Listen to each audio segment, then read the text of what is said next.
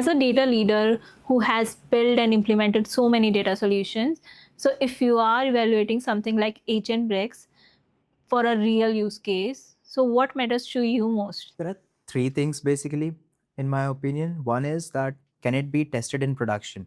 What happens is we build an agent and we say that it works well in a demo.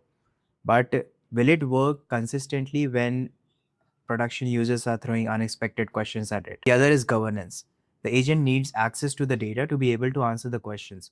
So the main question is who is monitoring the access which is given to this agent? Does it have guardrails? Is it going to access sensitive data?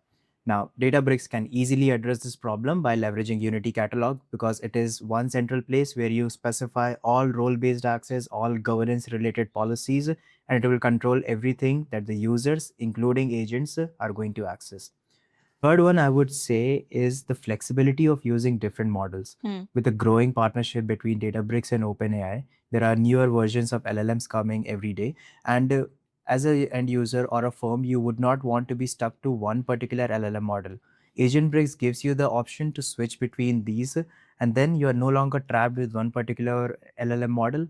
You get this combination of trust plus flexibility plus the governance, and that's what delivers an end-to-end solution that can actually be shipped to the customers instead of working it in a demo environment.